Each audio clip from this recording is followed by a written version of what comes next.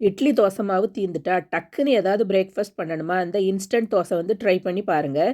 இதுக்கு வந்து மாவு அரைச்சி புளிக்க வைக்கணும்லாம் வேண்டாம். டக்குன்னு மாவு அரைச்சி பண்ணிடலாம். எப்படி செய்யலான்னு பார்க்கலாம் வாங்க. 2 டேபிள் ஸ்பூன் அவல் எடுத்திருக்கேன். நான் வந்து நல்ல மெல்லிசான அந்த பேப்பர் அவல் தான் எடுத்திருக்கேன். அதனால் இதை வந்து ஊற வைக்கணும்னு வேண்டாம். 2 மணி நேரம் கழுவி எடுத்தாலே நல்லா சாஃப்டாயிரும். நான் வந்து 2 மணி நேரம் கழுவி எடுத்திருக்கேன். நீங்கள் வந்து திக்கான அவல் எடுத்தீங்கன்னா அதை கொஞ்சம் நேரம் ஊற வச்சுக்கிடுங்க. இப்போ அவல் வந்து நல்லா சாஃப்ட் ஆயிட்டு, மெஷரிங் கப்புக்கு 1 கப் வந்து ரவை எடுத்திருக்கேன். அதே கப்பில் 1 கப் வந்து தயிர் எடுத்திருக்கேன்.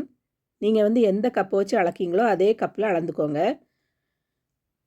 இப்போது மிக்ஸி ஜாரில் வந்து ரவையை போடுறேன். ரவை, தயிர், அவல் 3ஐயும் சேர்த்து அரைச்சி எடுக்கணும். அடுத்தது வந்து தயிர் போடுறேன். அவல் வந்து நல்லா சாஃப்ட் ஆகிட்டு, அதனால் அவலையும் அது கூட சேர்த்துட்டு 1/2 கப் தண்ணி சேர்த்து நல்ல மாவை அரைச்சி எடுக்கேன். மாவு வந்து இப்போ ரெடி ஆயிடுச்சு. அதை வந்து வேற ஒரு பவுலுக்கு மாற்றணும். இது கூட இதுக்கு தேவையான அளவு உப்பு சேர்க்குறேன். 1/2 ஸ்பூன் சோடா போடுறேன். இதை வந்து நல்லா மிக்ஸ் பண்ணி எடுக்கணும். நான் அதுக்கு பிறகு தண்ணி எதுவுமே சேர்க்கலை. நம்ம வந்து இதை திக்காக தான் ஊற்ற போகிறோம். அதனால் மாவு வந்து இந்த பதத்தில் இருந்தாலே சரியாக தான் இருக்கும். மாவு இப்போ ரெடி ஆகிடுச்சு. நம்ம வந்து தோசை ஊற்றிடலாம். ஒரு பேன் எடுத்திருக்கேன். அதில் லேசாக எண்ணெய் தடவிடுறேன். மாவு வந்து 1 ஸ்பூன் எடுத்து ஊற்றுங்க. இது வந்து ரொம்ப விரிக்கணும்னு வேண்டாம். கொஞ்சம் திக்காக தான் இருக்கணும் இந்த தோசை. மாவு ஊற்றி முடித்த உடனே அதில் வந்து புள்ளி புள்ளியாக வர ஆரம்பிக்கும்.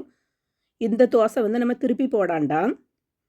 தோசை பூரா இப்படி புள்ளி புள்ளியாக வந்து நல்லா வெந்த உடனே உங்களுக்கே தெரியும். பச்சை மாவு இல்லாமல் நல்லா வெந்து வரது தெரியும். வெந்த உடனே நம்ம வந்து எடுத்துடலாம். இப்போ தோசை வந்து ரெடி ஆயிடுச்சு. இதே மாதிரி எல்லா தோசையும் ரெடி பண்ணி எடுத்துக்கிடுங்க. டக்குன்னு பண்ணிடலாம். வேகிறதுக்கும் டைம் ஆகாது. இதுக்கு வந்து அரிசி, உளுந்தெல்லாம் ஊற வச்சு அரைச்சி புளிக்க வைக்கணும்லாம் வேண்டாம். காலையில் டக்குன்னு அரைச்சி பண்ணிடலாம்.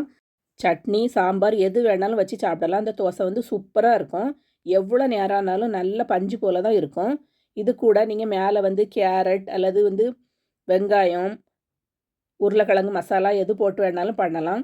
டேஸ்ட் வந்து ரொம்ப சூப்பராக இருக்கும். கண்டிப்பாக ட்ரை பண்ணி பாருங்கள். இந்த வீடியோ வந்து உங்களுக்கு பிடிச்சிருந்தா லைக் பட்டனை தட்டி விட்டுட்டு சேனலை சப்ஸ்கிரைப் பண்ணிடுங்க ஃப்ரெண்ட்ஸ்.